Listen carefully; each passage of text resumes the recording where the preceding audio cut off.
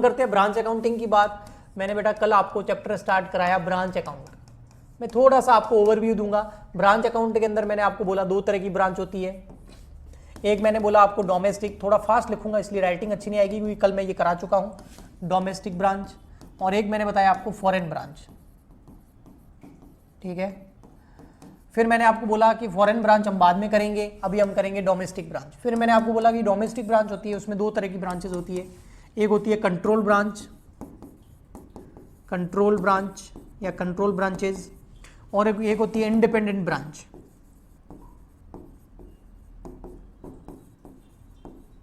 मैंने क्या किया था, इसको नंबर दे दिया था 1, इसको दे दिया था 2, इसको दे दिया था A और इसको दे दिया था B। मैंने बोला ये बाद में करेंगे, अभी हम कर रहे हैं कंट्रोल ब्रांच। अब कंट्रोल ब्रांच के अंदर मैंने बोला था हमको मेन अकाउंटिंग करनी होती है इन द बुक्स ऑफ, ये सब मैं लास्ट लेक्चर में करा चुका हूं, अभी थोड़ा रिवाइज करा रहा हूं। In the books of head office, head office की बुक्स के अंदर मैंने बोला था हमको अकाउंटिंग करनी है। हेड ऑफिस की बुक्स के अंदर आपको अकाउंटिंग करनी है। कोई भी हेड ऑफिस अपनी ब्रांच की जो बुक्स है, कोई भी हेड ऑफिस जो होती है अपनी जितनी भी ब्रांचेस होती है उन सब का अकाउंटिंग करके ये पता करती है कि कौन सी ब्रांच से प्रॉफिट हो रहा है, कौन सी से लॉस हो रहा है, कौन सी से ब्रांच से ज्यादा प्रॉफिट हो रहा है, कौन सी ब्रांच से ज्यादा लॉस हो रहा है, ताकि जिस ब्रांच से बहुत ज्यादा प्रॉफिट हो रहा है उसको और एक्सपांड किया जाए और जिस ब्रांच से कंटिन्यू लॉस हो रहा है उसको बंद किया जाए, तो ये पता चल सके। ठीक है, हर ब्रांच एक जैसी थोड़ी चलती है, ओके, हर ब्रांच अलग अलग एरिया में होती है। तो इसके मैंने आपको अकाउंटिंग मेथड बताए थे। अकाउंटिंग मेथड इसके 4 थे। इसके अंदर सबसे फर्स्ट था branch account method, branch account method. तो ये फर्स्ट वाला जो मेथड है ये हम आज कर रहे हैं, बाकी के लेक्चर्स, बाकी के जो मेथड्स है वो आने वाले लेक्चर्स के अंदर करेंगे। तो ये पूरा ओवरव्यू था जो मैंने आपको बताया था, ठीक है, ओके। अब चलते हैं बेटा हम आगे और हम स्टार्ट करते हैं। ध्यान रखना थोड़ा सा, in the books of head office, बस ये ध्यान रखना, in the books of head office, head office Hindi में क्या बोलते हैं इसको, मुख्य कार्यालय, मुख्य कार्यालय की पुस्तकों में हम अकाउंटिंग कर रहे हैं। और इसके अंदर फर्स्ट मेथड जो है वो है ब्रांच अकाउंट मेथड, और इसका मैंने हिंदी कल लिखा दिया था आपको, फिर भी बता देता हूं, शाखा खाता विधि, ठीक है। अब इस मेथड के अंदर हर हेड ऑफिस क्या करती है, अपनी जितनी भी ब्रांचें हैं उन सब का एक अकाउंट बनाती है जिसका नाम है ब्रांच अकाउंट। तो ब्रांच अकाउंट मेथड के अंदर बनता है ब्रांच अकाउंट, वापस बोलूं, ब्रांच अकाउंट मेथड के अंदर बनता है ब्रांच अकाउंट। जितनी ब्रांचें उतने ब्रांच अकाउंट। जैसे एक हेड ऑफिस है उसकी 5 ब्रांचें हैं तो 5 ब्रांच अकाउंट बनाए जाएंगे। तो बेटा ऐसा हमको क्वेश्चन एग्जाम में मिल सकता नहीं, हमको अधिकतर एक ही ब्रांच का डेटा दे रखा होता है और हम हेड ऑफिस की बुक्स में उस ब्रांच का अकाउंट बना देते हैं और प्रॉफिट और लॉस कैलकुलेट कर देते हैं। ज्यादा से ज्यादा 2 ब्रांच का दे रखा होता है, वो हम आगे क्वेश्चन करेंगे तो और डिटेल में समझ में आएगा। लेकिन ये जो ब्रांच अकाउंट मेथड के अंदर ब्रांच अकाउंट बनाती है हेड ऑफिस, वो ब्रांच अकाउंट का फॉर्मेट क्या है वो मैं सबसे पहले आपको बता देता हूं, ओके। सो ब्रांच अकाउंट का फॉर्मेट बना देते हैं। ब्रांच अकाउंट कुछ इस तरीके से बनाया जाता है, ये ब्रांच अकाउंट का फॉर्मेट है,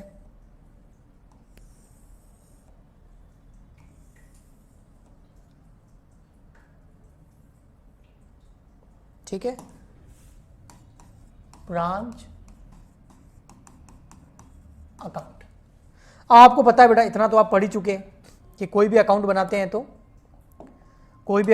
तो उसमें क्या आता है, डेबिट और क्रेडिट। अकाउंट के एक साइड में डेबिट होता है, एक साइड में क्रेडिट है। अगर नहीं पता है तो बेसिक लेवल ऑफ अकाउंटिंग का जो मैंने फोल्डर बताया था ना अभी, जिसमें general, ledger, trial balance, final account करते हैं, इंट्रोडक्शन टू अकाउंटिंग, वो पूरा जाके देखो, ओके। उसके बिना ये कोई समझ में नहीं आएगा, ठीक। तो देखो इसमें एक साइड होती है डेबिट साइड, एक होती है क्रेडिट साइड, ठीक है। यहाँ आ जाएगा पर्टिकुलर या रुपीस, यहाँ आ जाएगा पर्टिकुलर, यहाँ आ जाएगा रुपीस। किसी भी हेड ऑफिस के लिए जो ब्रांच है ना वो उसकी एसेट है। किसी भी हेड ऑफिस के लिए ब्रांच क्या है, उसकी एसेट है, और एसेट ऑलवेज डेबिट होती है, मॉडर्न रूल।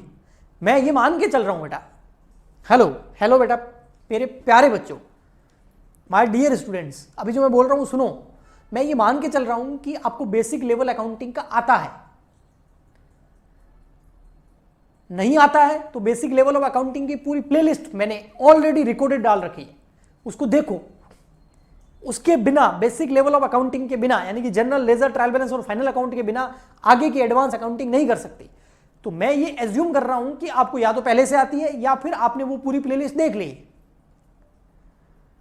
तो ये एज्यूम करके ही मैं समझाऊंगा। ओके ठीक, तो अगर आपको समझ में आ जाए तो समझ लेना आपका बेसिक एकदम क्लियर है। और जो मैं समझा रहा हूं वो अगर गड़बड़ लग रहा है कि सर पता नहीं कौन से मॉडर्न रूल की बात कर रहे हैं, क्या एसेट बोल रहे हैं, क्या लायबिलिटी बोल रहे हैं, क्या डेबिट बोल रहे हैं, क्या क्रेडिट बोल रहे हैं, क्या ट्रांजेक्शन बोल रहे हैं, तो आपको बेसिक लेवल अकाउंटिंग की जो बेसिक लेवल वाली प्लेलिस्ट है वो पूरी देखनी पड़ेगी। ये बहुत बार मैं बोल चुका हूं, अभी और बोल रहा हूं। ठीक, अब स्टार्ट करते हैं। तो जो ब्रांच अकाउंट होती है ना, ये ब्रांच अकाउंट जो हम बना रहे हैं ये किसकी बुक्स में बना रहे हैं? हेड ऑफिस की बुक्स में। और हेड ऑफिस के लिए जो ब्रांच है वो एक तरह की एसेट है। हेड ऑफिस के लिए ब्रांच एक तरह की क्या एसेट है। और एसेट का आपको रूल पता है ना, एसेट क्या होती है? हमेशा डेबिट। और एसेट अगर इंक्रीज हो जाए तो हम और डेबिट करेंगे, और एसेट डिक्रीज हो जाए तो मॉडर्न रूल आपको पता ही होगा, तो हम उसको क्या करते हैं? क्रेडिट करते हैं। तो ये रूल के बेस पे हम चलेंगे, ठीक है? ओके। अब अगर हेड ऑफिस जो है वो क्या करेगा? ब्रांच को गुड्स सेंड करेगा। कल मैंने बोला था आपको कंट्रोल ब्रांच के अंदर क्या होता है? हेड ऑफिस गुड्स भेज देता है, ठीक है, प्रॉफिट जोड़ करके। उसके अलावा हेड ऑफिस क्या करता है? उसको कोई एसेट भी भेज देता है, उसको पैसे का खर्चे का पेमेंट भी कर देता है। ब्रांच आगे क्या करता है? उस पैसे को, उस गुड्स को आगे सेल करता है, और जो भी पैसा आता है वो हेड ऑफिस को सेंड कर देता है। इस तरीके से चलता है। हाँ, तो अब देखो क्या होगा। जब भी हेड ऑफिस के पास में जब भी कोई ओपनिंग स्टॉक होंगे ब्रांच के पास में, तो यहां लिखा जाएगा ओपनिंग स्टॉक। क्योंकि अभी तो ब्रांच स्टार्ट नहीं हुई है, मैं मान के चल रहा हूं ब्रांच स्टार्ट हुए 5-6 साल हो गए, तो ब्रांच के पास में कुछ स्टॉक पहले से पड़ा होगा। हाँ, वो हेड ऑफिस की एसेट है, इसलिए हम डेबिट साइड में लिखेंगे। तो ये ब्रांच के पास में कौन सा स्टॉक पड़ा है? Opening stock. कौन सा स्टॉक बेटा? Opening stock. ओपी मतलब ओपनिंग स्टॉक, ठीक है। ऐसे कैसे? अगर ब्रांच के पास में पहले से कोई डेटर पड़े हैं, ओपनिंग डेटर, तो उसको हम बोलेंगे ओपनिंग डेटर। ऐसे कैसे? ब्रांच के पास में कुछ ओपनिंग जो है पीटी कैश पड़ा है या कोई फर्नीचर पड़ा है, ब्रांच पीटी कैश, यानी कि कोई कैश भेजा था हेड ऑफिस ने और ब्रांच के पास में पड़ा है, तो ये ओपनिंग बैलेंस है सारे। ये भी ओपनिंग बैलेंस है, ये भी ओपनिंग बैलेंस है, ये भी ओपनिंग बैलेंस है, ठीक है। इसके अलावा अगर कोई फर्नीचर पड़ा है या कोई एसेट पड़ी है, तो ब्रांच फर्नीचर, अधिकतर फर्नीचर ही होता है ब्रांच के अंदर, क्योंकि मैन्युफैक्चरिंग तो ब्रांच में होती नहीं है, ब्रांच का काम होता है ओनली सेल करना।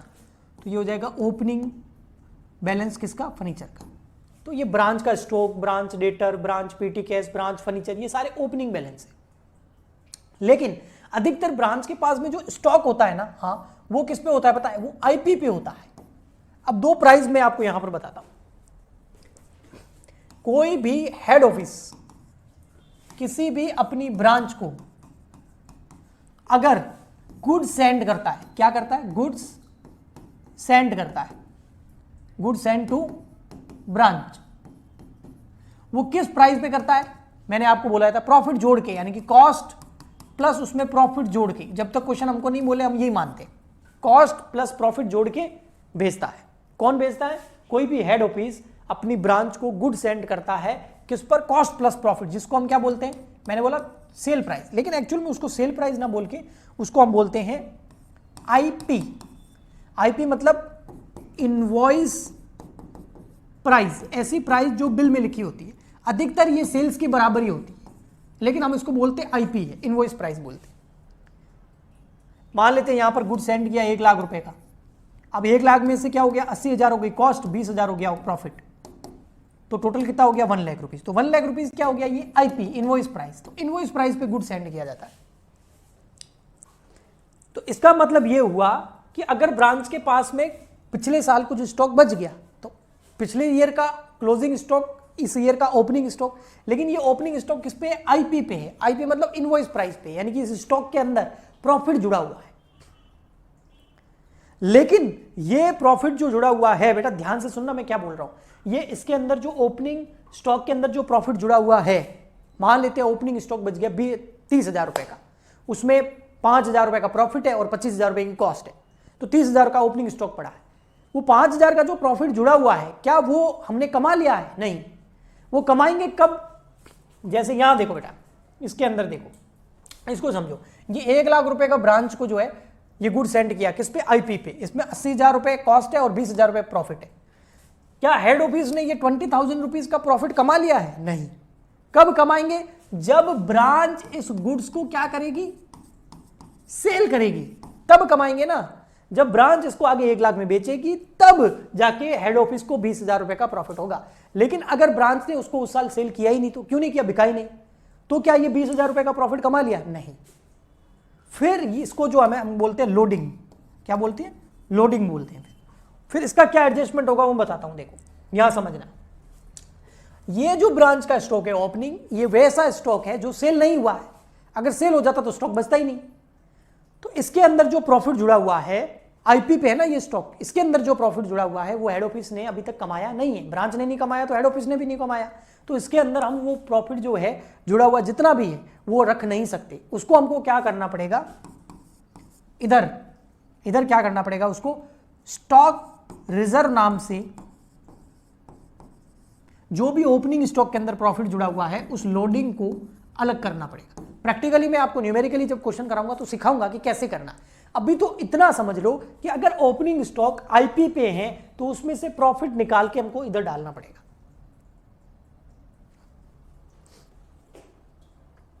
बेटा पीटी का हिंदी क्या करोगे, जो ब्रांच अकाउंट है इसको हिंदी में बना सकते हैं। कभी भी कोई अकाउंट हिंदी में बनाया है? कभी भी कोई अकाउंट हिंदी में बनाया? तो फिर पीटी का क्या करोगे हिंदी में जान के। और 11th क्लास के अंदर कैश बुक के अंदर हम पढ़ते थे पीटी कैश बुक पढ़ते थे ना, तो नया नहीं है। ओके, नहीं पढ़ा है तो जाके बेसिक कॉन्सेप्ट ऑफ अकाउंटिंग देखो, उसके अंदर पीटी कैश मैंने बता रखा। ओके, पीटी कैश का मतलब छोटे मोटे खर्चों के लिए दिया गया पेमेंट, फुटकर भुगतान बोल सकते हैं। ठीक है, ओके। अभी बेटा इनकी हिंदी इंग्लिश छोड़ो, कॉन्सेप्ट समझो, इसका क्या चल रहा है उसको समझो। ठीक, ओके। तो मैंने अभी तक ये बोला कि जो भी ओपनिंग स्टॉक होते हैं, चाहे ओपनिंग स्टॉक ब्रांच स्टॉक हो, चाहे ओपनिंग ब्रांच डेटर हो, चाहे ओपनिंग ब्रांच पीटी कैश हो, चाहे ओपनिंग ब्रांच फर्नीचर हो, उसको डेबिट में लिखना होता है। लेकिन डेटर में, पीटी कैश में और फर्नीचर में किसी प्रकार का प्रॉफिट नहीं होता है तो कोई प्रॉब्लम नहीं है। लेकिन ब्रांच स्टॉक जो होता है वो आईपी पे होता है, इनवॉइस प्राइस पे होता है। तो इसका जो प्रॉफिट है वो निकाल के हमको इधर लिखना पड़ेगा और वो हम लिखेंगे बाय स्टॉक रिजर्व नाम से। और इस लोडिंग, इसको लोडिंग बोलते हैं। मान लेते हैं यहाँ जो आईपी है वो 100 रुपए है। अब इसमें 80 रुपए कॉस्ट है और 20 रुपए का प्रॉफिट है, तो वो 20 रुपए का प्रॉफिट निकाल के हमको इधर लिखना होगा। जब मैं प्रैक्टिकली न्यूमेरिकली कराऊंगा तो और अच्छे से समझा दूंगा। ठीक, ओके। अब जैसे जैसे बेटा ये ओपनिंग स्टॉक है, ये सारे क्या है, ओपनिंग बैलेंस है, ये है ओपनिंग बैलेंस। ऐसे कैसे बेटा, क्लोजिंग बैलेंस भी होते हैं। तो ओपनिंग बैलेंस डेबिट में आ रहे हैं तो क्लोजिंग बैलेंस आ जाएंगे क्रेडिट में। तो यहां आएंगे आपके क्लोजिंग बैलेंस। कौन कौन सा, एक आ जाएगा आपका ब्रांच स्टॉक, ये कौन सा बैलेंस है, क्लोजिंग। एक आ जाएगा आपका ब्रांच डेटर, ये कौन सा है, क्लोजिंग। एक आ जाएगा आपका ब्रांच पीटी कैश, चारों के चारों वापस आ जाएंगे लेकिन क्लोजिंग है। और एक आ जाएगा आपका ब्रांच फर्नीचर, ये चारों के चारों कौन से, क्लोजिंग बैलेंस है। ये ओपनिंग और ये हो गया आपके क्लोजिंग। ठीक है, मैं इधर लिख देता हूं, ये चारों हो गए आपके क्लोजिंग बैलेंस। लेकिन वही प्रॉब्लम आ जाएगी, जो ये ब्रांच स्टॉक है, ये ब्रांच स्टॉक है बेटा, ये किस पे होता है, ये होता है आईपी पे, इनवॉइस प्राइस पे। अगर ओपनिंग आईपी पे होता है तो क्लोजिंग भी आईपी पे होगा। तो इसका भी प्रॉफिट निकाल के, जैसे ओपनिंग का प्रॉफिट निकाल के हमने इधर लिखा ब्रांच स्टॉक रिजर्व नाम से, ब्रांच स्टॉक रिजर्व नाम से, तो क्लोजिंग का भी प्रॉफिट निकाल के, लोडिंग निकाल के हम इधर लिखेंगे टू ब्रांच स्टॉक रिजर्व नाम से। ये लोडिंग है, ये किसकी है, ये क्लोजिंग की है। ये कौन सा वाला है, क्लोजिंग वाला। और ये वाला कौन सा था, ओपनिंग वाला।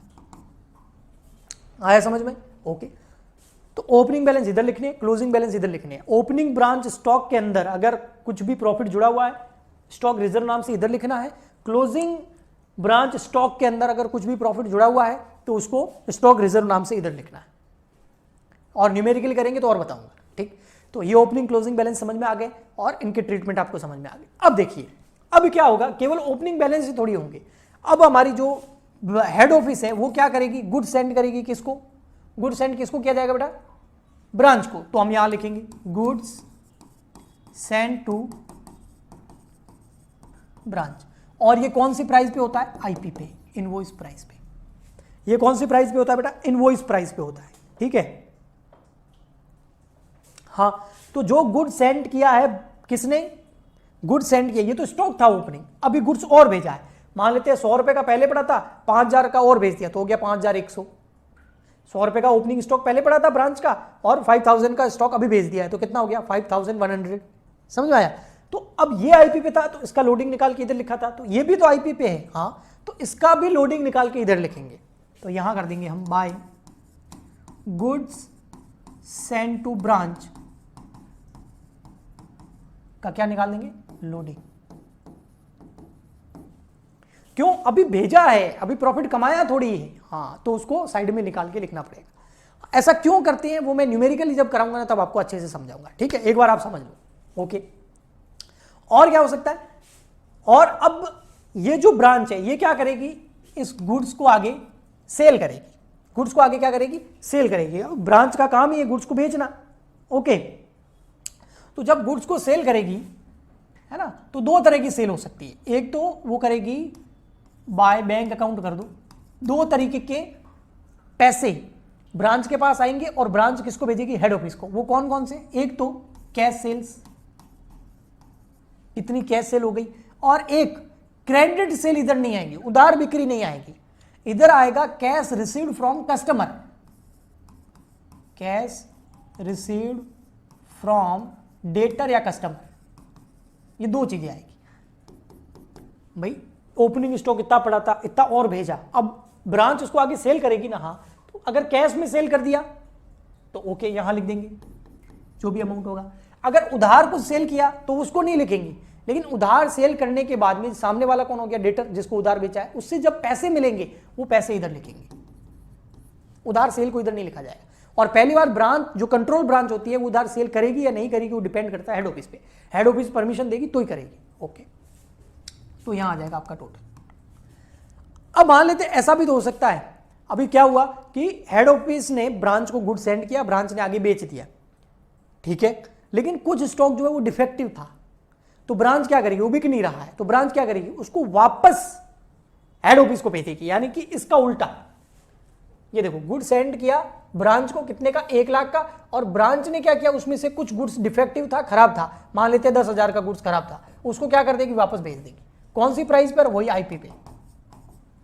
तो यहां आप देखेंगे जब हेड ऑफिस ब्रांच को गुड सेंड करती है तो यहां आएगा to good send to branch, और जब ब्रांच वापस हेड ऑफिस को भेजेगी तो इधर आ जाएगा by goods send to branch.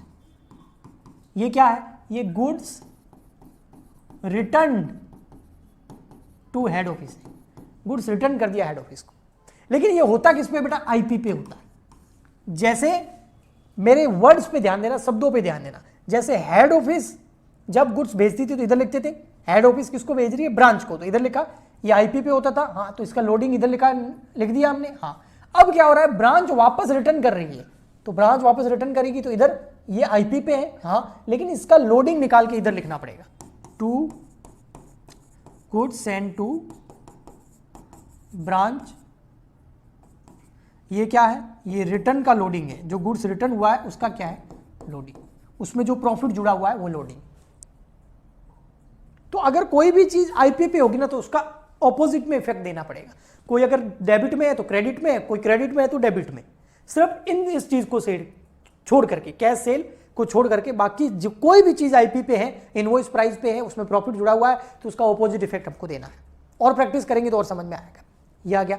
इसके अलावा और क्या हो सकता है? अगर हेड ऑफिस ब्रांच को भेज रही है किसी भी प्रकार का कोई कैश भेज रही है, या किसी भी प्रकार का कोई एसेट भेज रही है, कोई कैश भेज रही है, कोई पैसे भेज रही है, ठीक है, बैंक से भेज रही है, कोई चेक भेज रही है, यहाँ पर कोई एसेट सेंड कर रही है। कौन सेंड कर रही है? हेड ऑफिस ब्रांच को, तो इधर आएगा। चाहे कैश भेजे, चाहे बैंक भेजे, चाहे कोई एसेट, फर्नीचर, मशीन, कुछ भी भेजे। इसके अलावा अगर कोई खर्चों का पेमेंट भेज रही है तो उसको हम लिखेंगे to bank. Head office branch के खर्चों का पेमेंट करती है, हेड ऑफिस ब्रांच के खर्चों का पेमेंट करती है, क्योंकि ये कंट्रोल ब्रांच है, ओके। तो इसमें हम यहाँ लिख देंगे भाई ब्रांच के एक्सपेंसेस का अगर पेमेंट कर दिया तो ये हो गया। उसके बाद में क्या होता है बेटा, इतना सब करने के बाद में, एक सेकेंड, इसको थोड़ा सा मैं छोटा कर दूं ताकि पूरा आ जाए। हाँ, इतना सब करने के बाद में सिंपली हमको क्या करना है, इस साइड की टोटल करनी है, उस टोटल में से ये सारा डेबिट वाला लेस करना है, तो यहां पर आ जाएगा नेट प्रॉफिट, और उस नेट प्रॉफिट को हेड ऑफिस ट्रांसफर कर देगी पीएनएल अकाउंट के अंदर, प्रॉफिट। ठीक है, अब कोई बोले सर ये बैलेंसिंग फिगर इधर ना आके, अब बेटा ये मेरे को समझाने की वैसे जरूरत नहीं होनी चाहिए, ट्रेडिंग अकाउंट पीएनएल अकाउंट बना रखे हैं ना, तो अगर यहां पर बैलेंस आता है तो प्रॉफिट, और अगर इधर बैलेंस आ जाता है तो प्रॉफिट तो होगा नहीं, लॉस।